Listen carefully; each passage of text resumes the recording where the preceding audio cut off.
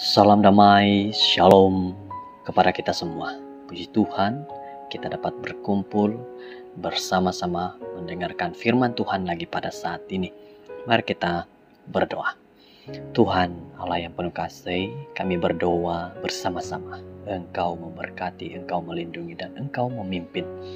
Ampuni segala dosa, kesalahan, dan perbuatan kami. Biarlah kami saat mendengar firman ini menjadi satu nasihat yang baik kepada diri kami, keluarga kami. Dalam nama Yesus. Amin. Judul firman Tuhan pada saat ini adalah pengurusan kemarahan. Dan ayat renungan di dalam Mazmur 4 ayat 4. Apabila kamu marah, janganlah sampai melakukan dosa. Ketika di tempat tidurmu, sorotilah hatimu dalam senyap sepi. Marah ialah satu emosi normal, satu emosi yang malah Tuhan sendiri pun mengalaminya. Dan walaupun kemarahan Tuhan mungkin berbeda dengan kemarahan kita, namun Ia masih marah. Daud menuliskan, "Ya Tuhan, janganlah menemplak aku dalam kemarahan-Mu dan menghukum aku dalam kemurkaan-Mu." Mazmur 6 ayat 1.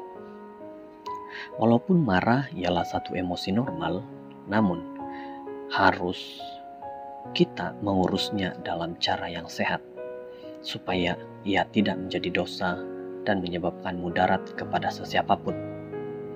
Menurut seorang pengkaji dan ahli terapi, John Gottman, semasa panasnya perubahan, para suami cenderung untuk meluap dengan lebih cepat.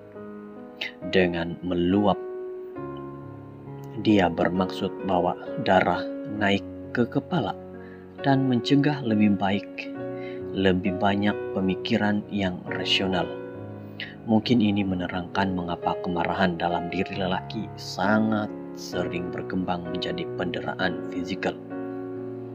Kami mencadangkan agar apabila mana-mana pasangan mulai merasa meluap, mereka mengambil masa untuk keluar. Kunci ialah untuk memastikan ada masa terhad untuk masa keluar itu bertentangan dengan kurehat terbuka tanpa had. Sementara perbincangan itu mulai panas, suami boleh berkata, "Saya perlu masa untuk keluar. Tolong berikan saya 1 jam dan kemudian kita boleh duduk untuk coba menyelesaikannya." Kajian Gottman menunjukkan bahwa ia mengambil sekurang-kurangnya 20 menit bagi seorang untuk bertenang. Apabila mereka berada di tengah-tengah perbincangan, mereka terus pergi menjauhkan diri tanpa makluman akan menyebabkan lebih banyak kerusakan karena istri terasa seperti isu itu tidak diselesaikan dan dihalang berkomunikasi oleh suaminya. Tetapi masa keluar boleh membantu untuk menenangkan hati, memberi mereka masa untuk berpikir tentang sumbangan mereka sendiri kepada isu yang sedang dihadapi dan mungkin muncul dengan beberapa penyelesaian atau kompromi yang boleh dipakai. Ramai yang menggunakan teknik relaksasi seperti bernapas dalam-dalam, pergi berjalan, meditasi, relaksasi otot progresif, mendengarkan musik lembut, mandi air suam, dan sebagainya untuk membantu mereka bertenang sebelum meneruskan semula perbualan itu. Penafian atau menyembunyikan kemarahan tidak membuatkan ia pergi dan menyebabkan lebih banyak mudarat kepada hubungan berbanding menangani isu dalam cara yang membina.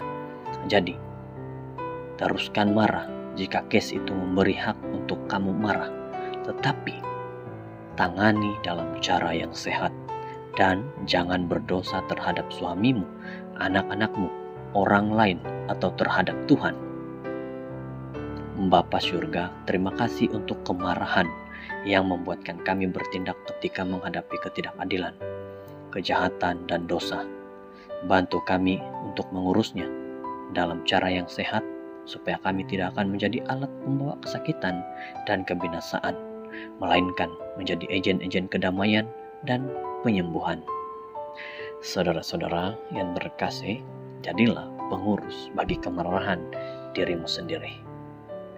Semoga kita dapat mengatur dengan sebaik-baiknya. Mari kita berdoa. Tuhan, kami berdoa pada saat ini, Engkau memberkati kami, berkati sehingga kami dapat mengetahui bagaimana cara kami dapat mengurus kemarahan kami dan kami tidak melakukan dosa melalui kemarahan. Terima kasih Bapa, karena Engkau menyertai. Di dalam nama Yesus. Amin.